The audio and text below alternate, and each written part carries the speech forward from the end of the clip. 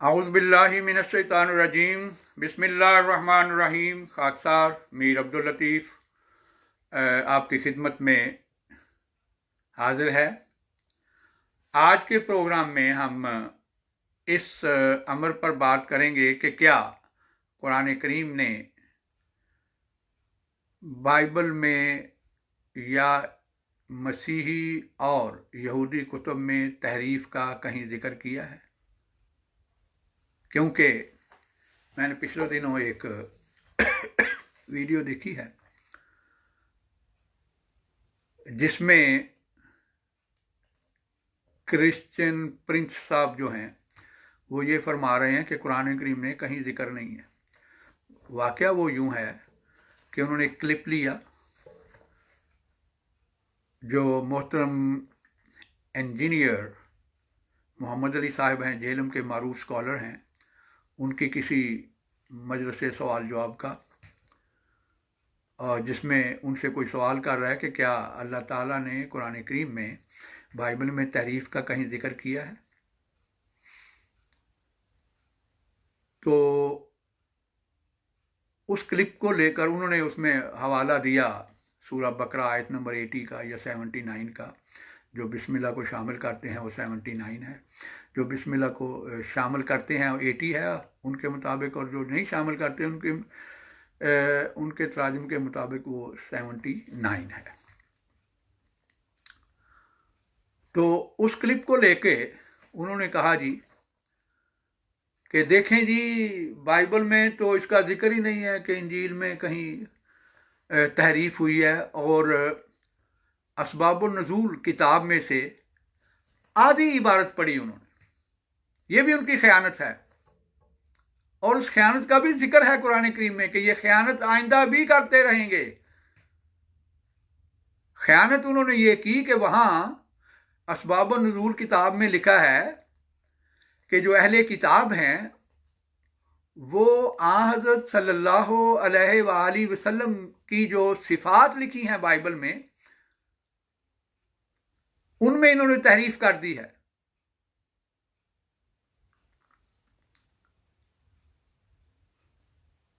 और आगे लिखा हुआ है कि किताब में, अपनी किताबों में जो हज़रत सल्लल्लाहु अलैहि वसल्लम की सिफात थी उनमें तब्दीली कर दी है। तो वहाँ उन्होंने इसका हवाला दे के आगे असबाब नज़ूल से सिर्फ इतनी इबारत पढ़ी कि असबाब नज़ूल इसका यह है कि हज़रत सल्लल्लाहु अलैहि वसल्लम की जो सिफात थी उनमें उन्होंने तब्दीली कर दी, और अगला हिस्सा पढ़ा ही नहीं, और आगे कहना शुरू कर दिया कि देखें जी, यहाँ तो जिक्र ही नहीं है इंजील का, ना तौरात का जिक्र है। यहाँ तो ये जिक्र है कि हज़रत सल्लल्लाहु अलैहि वसल्लम की सिफात में तब्दीली कर दी है, और अगला हिस्सा पी गए। हालांकि उसी किताब असबाब नज़ूल में ये बात लिखी हुई है कि उन्होंने अपनी कुतब में जो हज़रत सल्लल्लाहु अलैहि वसल्लम की सिफात लिखी थी उनमें तब्दीली कर दी, और ये हिस्सा वो खा गए कि उन्होंने अपनी कुतब में वाला हिस्सा खा गए और इस्लाम पर एतराज़ जड़ दिया। और भी बाज़ लोगों से बात करते हैं, वो जब ढूंढते हैं कि कौन शख्स मिल जाए जिनको कोई इल्म नहीं है, और उनसे मुख्तलिफ एतराज़ात करते रहते हैं, और इस तरह की ख़यानत का मुज़ाहरा भी वो करते हैं। अब हम एक सिलसिला शुरू कर रहे हैं इसका कि जितनी भी अक़साम तहरीफ की हैं जो बाइबल में हुई हैं, उनका जिक्र जो कुरान करीम में मिलता है, इंशाअल्लाह हर किस्म की तफसीर का बाइबल से सबूत दिया जाएगा। जैसा कि सूरह बकरा की जो मैंने अभी आयत नंबर 80 या 79 है, उसमें लिखा है, हलाकत है उन पर जो अपने हाथों से किताब लिखते हैं और फिर कहते हैं कि ये अल्लाह की तरफ से है, यानी लिखते खुद हैं और कहते हैं ये खुदा ताला का कलाम है, ताकि वो उसके बदले मामूली कीमत लें। वजह भी बता दी, पैसे कमाएं। तो एक तो ये है इसकी मिसाल कि वो लिखते खुद हैं और कहते हैं कि खुदा, ये तो खुदा का कलाम है। इंशाल्लाह इसकी मिसालें दूंगा। पहले मैं सिर्फ जिक्र कर लूँ कि कौन कौन सी तहरीफ की इकसाम हैं जिसका जिक्र कुरान करीम में मिलता है।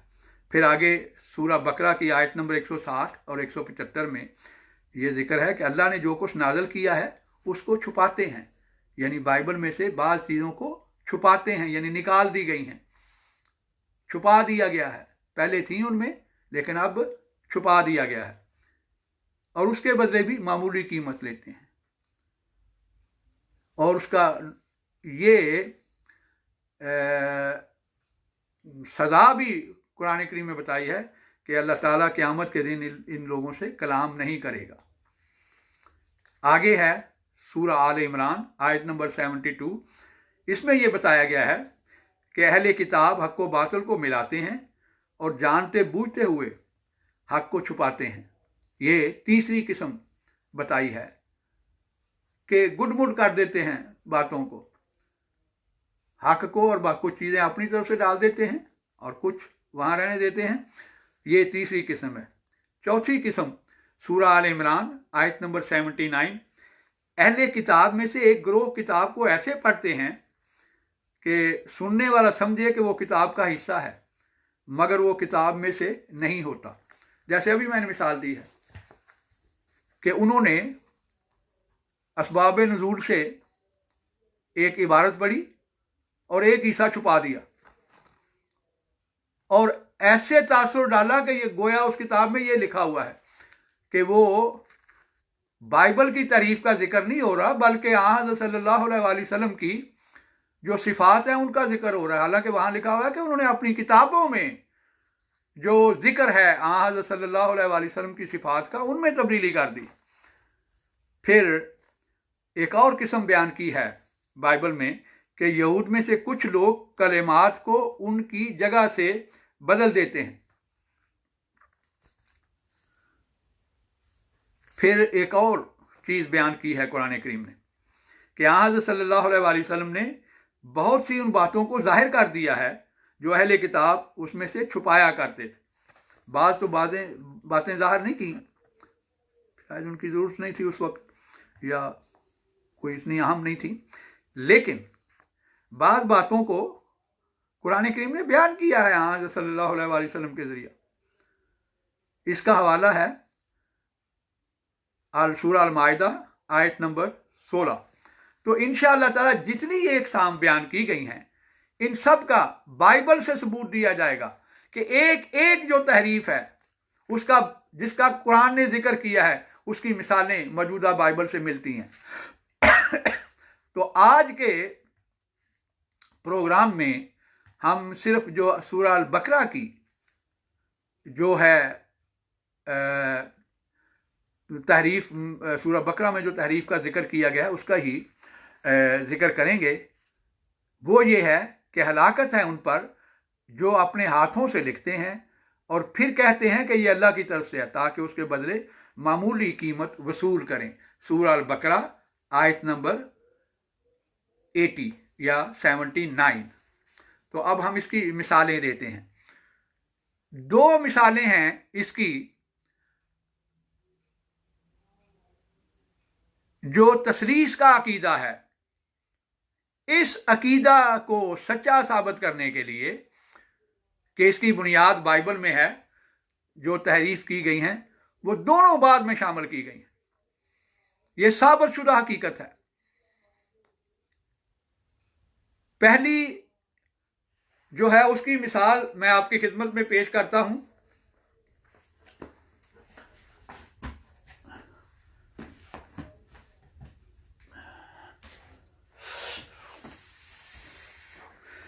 ये जो है यूहन्ना का खत पहला बाब उसका 5 है, आयत नंबर है 7, और जो किंग जेम्स वर्शन है ये मेरे सामने है, किंग जेम्स वर्शन।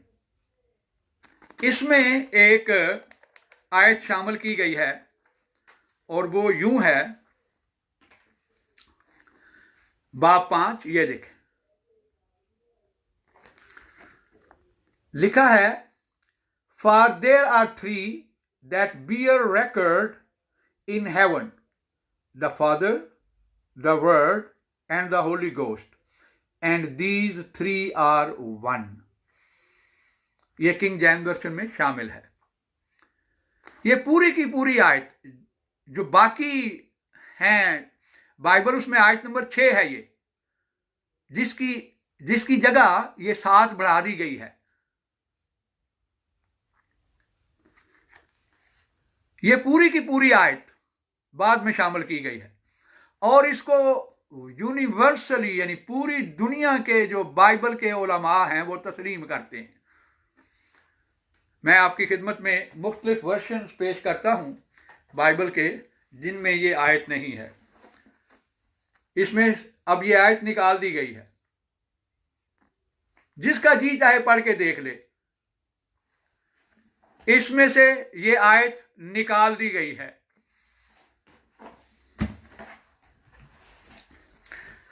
इसमें से ये आयत निकाल दी गई है। इसमें से ये आयत निकाल दी गई है। और मैं मिसाल के तौर पर चंद बाइबल मैंने आपकी खिदमत में पेश की हैं, वरना ये उर्दू तर्जमा है मेरे पास, ये देख लें उर्दू तर्जमा, इसमें भी ये आयत नहीं है। मैं पढ़ देता हूं इसमें। ये अब निकाल दी गई है और यूनिवर्सली तस्लीम कर लिया गया है कि ये बाद में शामिल की गई थी। ये है वो मिसाल कि अपने हाथ से लिखते हैं और कहते हैं ये खुदा का कलाम है।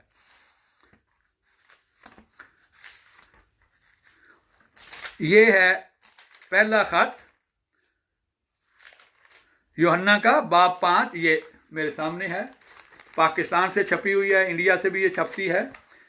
ये लिखा है, 6ठी आयत में पढ़ता हूं। 6ठी आयत है, यही है वो जो पानी और खून के वसीला से आया था, यानी यीशु मसीह। वो ना फ़कत पानी के वसीला से बल्कि पानी और खून दोनों के वसीला से आया था। आगे 7वीं आयत में ये लिखा हुआ है, सुन ले जरा। जो कोई गवाही देता है वो रूह है, क्योंकि रूह सच्चाई है। ये यहाँ जो 7वीं है किंग जेम्स वर्जन में, ये 6ठी आयत है। इसको 6ठी आयत का हिस्सा बना दिया गया है। यहाँ से वो 7वीं आयत जो किंग जेम्स वर्जन की है वो निकाल दी गई है। यहाँ भी उसका तर्जुमा जो है वो नहीं मिलता। एक और मिसाल, अभी हाल ही में यानी 1844 में जर्मन स्कॉलर थे एक, टिशनडोर्फ उनका नाम है। उनको एक बाइबल मिली जो आज सिनाइटिकुस कोडेक्स के नाम से मशहूर है। उसका अंग्रेजी तर्जमा शाया हो चुका है। मेरे पास वो तर्जमा PDF में मौजूद है। उसमें मरकस की जो आखिरी 12 आयात हैं 9 से लेकर 20 तक, वो मौजूद नहीं है, जिसमें जिक्र है यीशु मसीह के आसमान पर जाने का, जिसमें जिक्र है कि अगर जो ईमान लाएगा वो जहरीली चीज़ें खाएगा, ऐसी चीज़ें जिनसे मौत वाक़या हो सकती है, तो उसको कोई नुकसान नहीं पहुंचेगा। सांप अगर पकड़ेगा तो उसको कोई नुकसान नहीं पहुंचेगा। इस तरह की बातों का उसमें, और आखिर में जिक्र है कि मसीह जो है आसमान पर उठा लिया गया। सिनाइटिकुस कोडेक्स में उसका जिक्र नहीं है। अब अक्सर बाइबल में से वो हिस्सा जो है वो निकाल दिया गया है, या तो बिल्कुल निकाल दिया गया है, या नोटिस दिया गया है नीचे के, या उसको ब्रैकेट में यानी 2 ब्रैकेट में इस इबारत को, आखिरी 12 जो आयात हैं उनको लिखा गया है। जो ब्रैकेट्स में बातें लिखी जाती हैं उसका मतलब ये होता है कि ये या तो बाद में शामिल की गई हैं या इतनी यकीनी नहीं है। ये इख्तलाफी आयात हैं, यानी सारी दुनिया इनको नहीं मानती कि ये असल बाइबल का हिस्सा है। जिसका जी चाहे वो देख सकता है। ये है होली बाइबल। इसमें से ये जो आयात हैं, आखिरी आयात, वो ब्रैकेट में दी गई हैं और नीचे नोटिस लिखा हुआ है हवाला दे के कि जो बाज़ कदीम मुसव्वदात हैं, कोडेक्स हैं, उनमें ये इबारत नहीं मिलती। और ये जो बाइबल है, मारूफ बाइबल है, the Holi Bible containing new revised standard version, इसमें से ये निकाल दी गई हैं, लिखी हैं लेकिन ब्रैकेट में लिखी हुई हैं, और नीचे नोटिस दिया है कि ये असल का हिस्सा नहीं है। इसी तरह होलमन क्रिश्चियन स्टैंडर्ड बाइबल है, इसमें से भी ये निकाल दी गई हैं। ये देखें, होलमन क्रिश्चियन बाइबल, इसमें से भी ये निकाल दी गई हैं और ब्रैकेट में दी गई हैं। ये देखें, मैंने निशान लगाया हुआ है, 16:8 का हवाला देकर उन्होंने लिखा हुआ है कि ये असल जो पुराने कोडेक्स हैं उनमें ये आयात नहीं मिलती।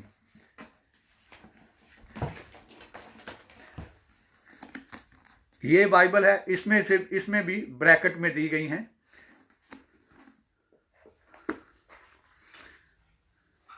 और ये देखें, लिखा हुआ है 8वीं आयत के बाद, ये पढ़ सकते हैं, 8वीं आयत के बाद लिखा हुआ है कि some of the earliest manuscript do not include 16 chapter 9 to 20 आयत। ये देखें, लिखा हुआ है, पढ़ सकता है हर शख्स, इसमें ये लिखा हुआ है।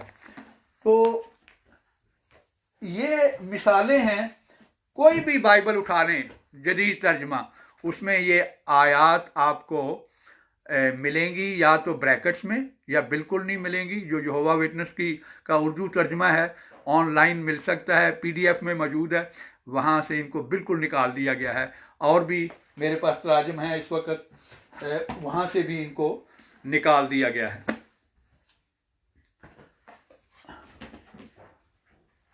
मेरा ख्याल है सबके दिखाने की ज़रूरत नहीं है। दाल, वो क्या कहते हैं, देग में से एक दाना ही काफ़ी होता है। तो ये मैंने आपकी खिदमत में पेश कर दिया है। अब एक और मिसाल आपकी खिदमत में पेश करता हूँ, उसका ताल्लुक भी इसी के साथ है। ट्रिनिटी का जो अकीदा है, यानी तसलीस का अकीदा, उसके साथ है उसका भी। वो है आयत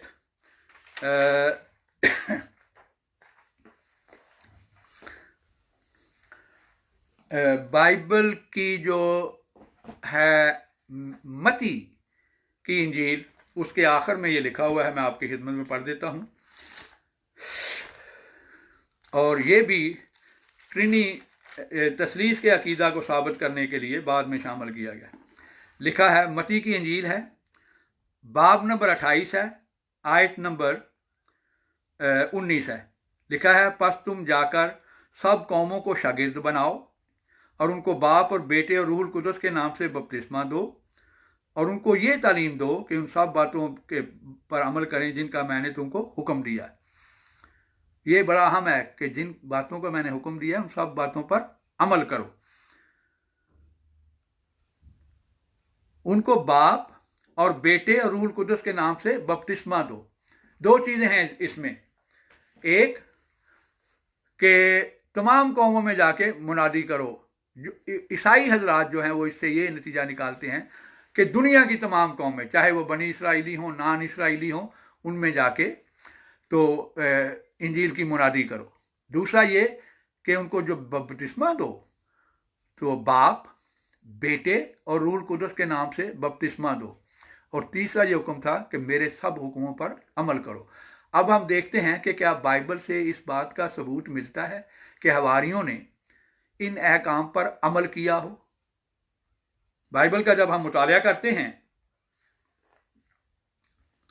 तो पता चलता है, मती बाब 10 आयत नंबर 5 और 6, मती बाब नंबर 10 आयत नंबर 5 और 6। पहले हम जायज़ा लेंगे इस बात का कि क्या हवारियों ने हज़रत यीशु मसीह के इस हुक्म पर अमल किया कि तमाम दुनिया की बनी इसराइल के अलावा जो अक़वाम थी उनको भी वो पैगाम पहुँचाते थे। खुद बाइबल से क्या पता चलता है, लिखा है मती बाब 10 आयत नंबर 5 और 6 में कि हवारियों को गैर कौमों की तरफ ना जाने का हुक्म दिया। अब एक तरफ कह रहे हैं सारी कौमों की तरफ जाओ, दूसरी तरफ कह रहे हैं नहीं सिर्फ बनी इसराइल की तरफ जाना है। ये तो तजाद बयानी हो, किस पर अमल करेंगे। फिर लिखा है, खुद वो फरमाते हैं, मती बाब 15 आयत नंबर 24, मैं सिर्फ बनी इसराइल के लिए भेजा गया हूं। यहां सिर्फ का लफ्ज है, सिर्फ बनी इसराइल के लिए भेजा गया हूं। फिर आगे लिखा है मरकस बाब 7 आयत नंबर 27, मैं इसराइल के घराने की खोई हुई भेड़ों के सिवा किसी के पास नहीं भेजा गया। मैं इसराइल के घराने की खोई हुई भेड़ों के सिवा किसी के लिए नहीं भेजा गया, कि मैं सिर्फ बनी इसराइल के लिए भेजा गया हूं। जब वो भेजे ही बनी इसराइल के लिए गए हैं, तो ये कैसे हुक्म दे सकते हैं कि बनी इसराइल के अलावा भी जो कौमें हैं उनको मेरा जाके पैगाम पहुंचाओ। सवाल ही पैदा नहीं होता। ये तो बहुत बड़ा तदाद है। फिर उन्होंने बनी इसराइल को अपने बेटे और गैर बनी इसराइल को कुत्ते करार दिया है। उन्होंने कहा, एक किनानी औरत आई, उसकी बच्ची बीमार थी और कहा कि ये मेरी बच्ची बीमार है, मेरी मदद करो, इसका कोई शिफा के लिए दुआ करो। तो हज़रत ईसा अलैहिस्सलाम का पता क्या जवाब था? वो जवाब ये था कि लड़कों की रोटी कुत्तों के आगे नहीं मैं डाल सकता। लड़कों की रोटी कुत्तों के आगे मैं नहीं डाल सकता। ये तो है वो तालीम जो यीशु मसीह ने दी। आगे हम देखते हैं कि ये जो हुक्म दिया था कि तमाम कौमों की तरफ जाओ, इस पर अमल किया है। इसकी दो मिसालें मैं आपकी खिदमत में पेश करूंगा। अमाल का चैप्टर 11 है, आयत नंबर 19 है। लिखा है, हवारी यहूदियों के सिवा और किसी को कलाम ना सुनाते थे। हज़रत मसीह तो फरमा रहे हैं कि मेरे तमाम हुक्मों पर अमल करो। क्या वजह है? अगर यीशु मसीह ने यह तालीम दी थी तो क्यों हवारियों ने इस पर अमल नहीं किया? यह कैसे हो सकता है? अकल से बाहर यह बात है कि जिन्होंने बराह रास्त वो हुक्म सुना हो, वो तो उस पर अमल ना करें और बाद वालों को पता चल जाए कि उन्होंने ये हुक्म दिया है। अगर उनको ये हुक्म मिला होता तो लाजमी इस पर अमल करते। लेकिन अमाल की किताब हमें ये गवाही दे रही है, अमाल चैप्टर 12 आयत नंबर 19, के हवारी यहूदियों के सिवा किसी को अपना कलाम नहीं सुनाते थे। एक और वाकया लिखा है अमाल की किताब में, और चैप्टर 11 ही है, आयत नंबर 2 है, कि पितरस जो है वो एक दफ़ा यरूशलेम गए और वहाँ जो यहूदियों से हज़रत ईसा अलैहिस्सलाम पर ईमान ले आए थे लोग, उन्होंने एतराज़ किया उन पर कि तूने तो नाम मख्तूनों के साथ खाना पीना गया है और उनके साथ खाना वगैरह खाया है, पैगाम सुनाना तो बड़ी दूर की बात है। उन्होंने तो इस पर एतराज़ कर दिया कि तू उनके पास गया था, उनकी महफिल में बैठा था, उनके साथ खाना खाया था, ये क्यों तूने खाया है? तो इस मौका पर पितरस को चाहिए तो ये था कि ये हवाला निकाल के उनके सामने रखता कि देखो मसीह ने ये हुक्म नहीं दिया कि मेरा पैगाम जो है वो तमाम कौमों तक पहुंचाओ। लेकिन पितरस ये हवाला नहीं देते क्योंकि उनको इल्म ही नहीं था। ये तो बाद में शामिल किया गया, इंशाल्लाह मैं आगे हवाले दूंगा कि ये बाद में शामिल किया गया है, ये अब तस्लीम शुदा बात है। तो पितरस ने जवाब दिया, सुने जरा, तफसील है थोड़ी सी, कि मैंने रोया देखी कि एक चादर की तरह की चीज आसमान से आई है जिसमें चौपाए जंगली जानवर और कीड़े मकोड़े थे, जिसको खुदावंद ने पाक ठहराया। तो अल्लाह ताला ने कहा कि ले ये खाओ पियो, इसको ज़िबा करो और खाओ। तो पितरस कहते हैं मुकाशफा है, ये ख्वाब है कि खुदावंद ने जवाब दिया कि जिसको खुदावंद पाक ठहराता है। पितरस ने कहा कि ये तो हराम है, मैं कैसे खा सकता हूँ इसको? तो खुदावंद का जवाब ये था कि जिसको खुदावंद पाक ठहराया तो उसे हराम ना कह। बस खुदा ने गैर कौमों को भी जिंदगी के लिए तौबा की तौफीक दी। हालांकि यहाँ उनको इस कशफ की बजाय हज़रत यीशु मसीह का वो हुक्म सुनाना चाहिए था, हालांकि उन्होंने ऐसा नहीं किया। फिर न सिर्फ ये कि पहली आमद के मौका पर उन्होंने ये कोई हुक्म नहीं दिया, बल्कि जब आइंदा वो आएंगे उस वक्त के बारे में भी ये लिखा है कि वो इसराइल के लिए ही नबी होंगे। यहाँ बाइबल के मुताबिक लिखा है हिजकाइल की किताब में कि इसराइल, अफराइम और यहूदा का सबका एक ही बादशाह होगा और सब दाऊद के मतहत होंगे। और दाऊद से यहाँ मुराद मसीह हजरत हज़रत ईसा अलैहिस्सलाम लेते हैं। ये पेशगोई अभी तक पूरी नहीं हुई, क्योंकि जो हैं यहूदी वो अभी फ़लस्तीन में उस वक़्त तो वापस नहीं आए थे।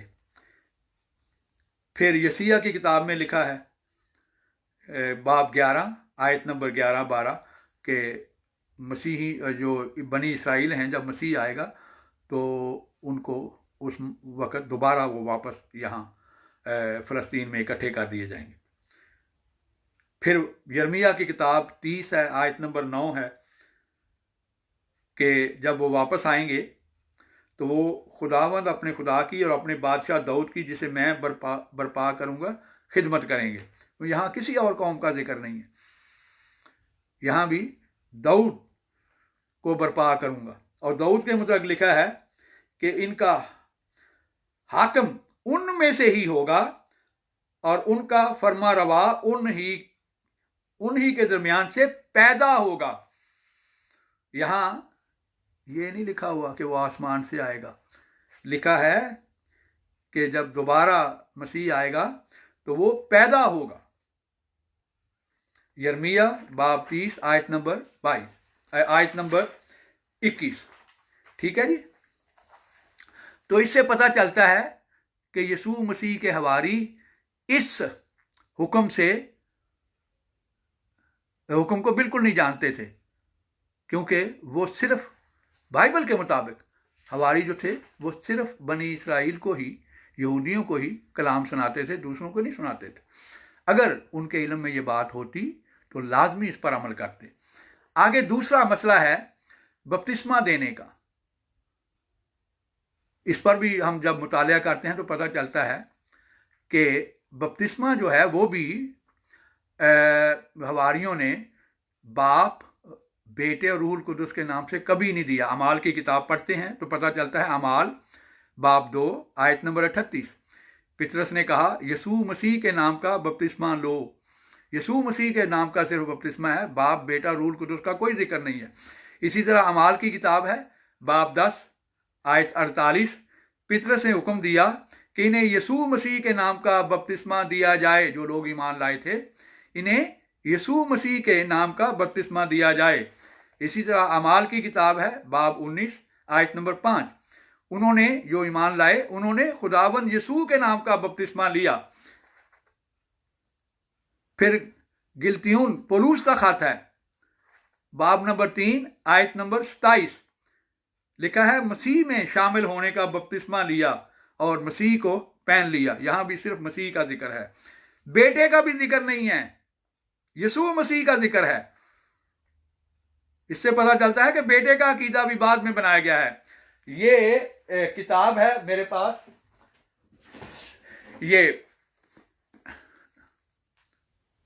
ये बाकायदा सेमिनारीज में पढ़ाई जाती है पाकिस्तान में। ये किताब यानी जो इनके जहाँ से पादरी बनते हैं ना, मिशनरी पादरी बनते हैं, ये बाकायदा ये किताब है जो वहाँ पढ़ाई जाती है, ये वाली। इसमें लिखा हुआ है, इसका सफ़ा 218 है। किताब का नाम है रसूलों के नक्शे कदम पर। विलियम जी यंग ने ये किताब लिखी है, उसका उर्दू तर्जमा है। लिखा है गालिबन कलीसा का पहला अकीदा ये था कि यीशु मसीह खुदावंद है। उसका हवाला दिया है रोमियो बाब 10 आयत नंबर 9। और कुछ अर्सा के बाद ये अकीदा बना लिया कि ईमान लाता हूँ यीशु मसीह खुदा का बेटा है। अमाल बाब 8 आयत नंबर 37। ये आयत सबसे कदीम नुस्खा आजात में मौजूद नहीं है। इसमें लिखा हुआ है कि ये आयत जो कदीम नुस्खा जात है उसमें मौजूद नहीं है, यानी खुदा के बेटा होने का अकीदा भी बाद में बनाया गया है। यही वजह है कि यीशु मसीह ने तो हुक्म दिया था मौजूदा बाइबल के मुताबिक कि तुम खुदा बाप, बेटे और रूह कुदस के नाम का बपतिस्मा दिया करो, लेकिन यहां जहां भी है यीशु मसीह के नाम का, यीशु मसीह के नाम का, कहीं भी बेटे के नाम का बपतिस्मा नहीं है। इससे पता चलता है कि न सिर्फ ये आयत बल्कि यीशु मसीह के मतलब जो बेटा होने का अकीदा है ये भी बाद की इजाद है। तो इन सब मैंने जो हवाले दिए हैं, 6-7 हवाले दिए हैं, कहीं भी जिक्र नहीं है बाप, बेटे और रूह कुदस के नाम का बपतिस्मा देने का। अगर उनको हुक्म दिया जाता और साथ ताकीद थी कि मेरे तमाम हुक्मों पर अमल करो, ये हो ही नहीं सकता कि हवारियों ने अमल ना किया हो। ये मौजूदा ईसाई जो हैं ये हवारियों से ज्यादा ईमान लाने वाले हैं, ये हवारियों से ज्यादा मुखलिस हैं। अगर उनके इल्म में होता तो लाजमन इस पर अमल करते, लेकिन इससे पता चलता है कि उन्होंने अमल नहीं किया। बल्कि अब तो बाइबलें भी शाया होनी शुरू हो गई हैं। ये मैं आपकी खिदमत में पेश करता हूं, बाइबलें 64 के करीब बाइबलें और कुतब ऐसी शामिल हो गई हैं जिसमें से ये बाप, बेटे और रूह कुदस के नाम का बपतिस्मा देने वाला जो टेक्स्ट है ये निकाल दिया गया है। यानी उन्होंने भी मान लिया है कि ये बाद में शामिल किया गया है। ये मैं आपकी खिदमत में पेश करता हूं। उसमें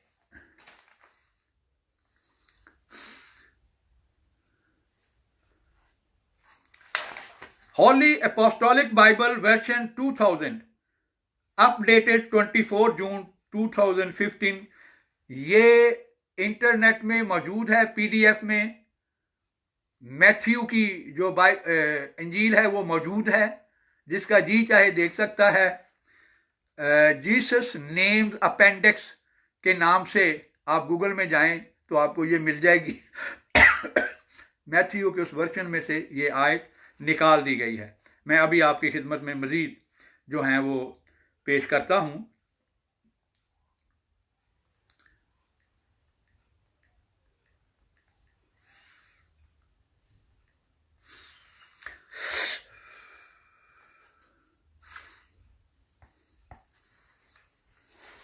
जी, ये देख रहे होंगे जी, नजर आ रहा है। ये 62 कुतब या बाइबल वर्शन है जिसमें से अब ये जो है बाप, बेटे और रूह कुदस का जो टेक्स्ट है ये निकाल दिया गया है। मैं एक दो आपकी खिदमत में नाम पढ़ देता हूं। द टेस्टामेंट ऑफ जीसस, ये भी मौजूद है इंटरनेट पे। Harmony of 4 gospels expanded by quotation from the Old Testament, Kinnely E Fogan, ये 1901 का वर्शन है। इसमें लिखा हुआ है then said Jesus to them again, और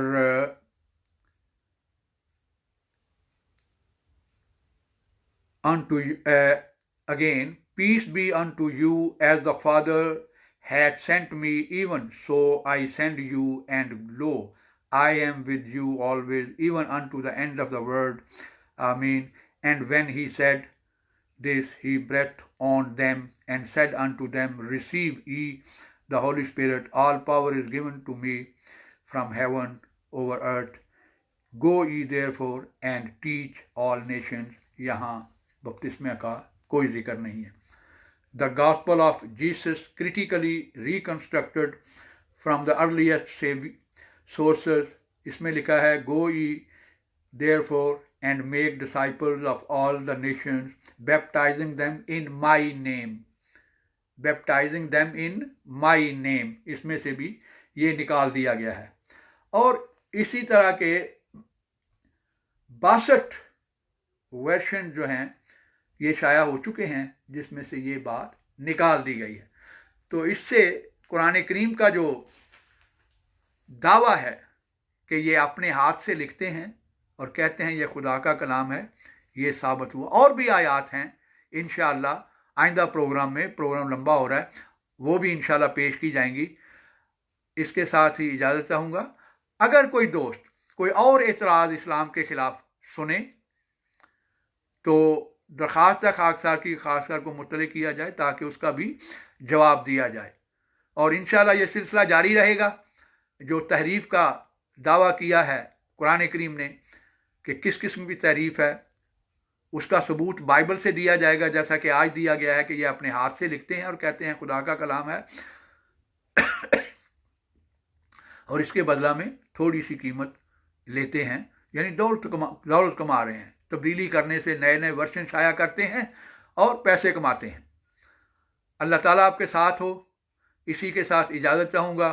खुदा हाफिज़। अस्सलामु अलैकुम वरहमतुल्लाहि वबरकातुहू।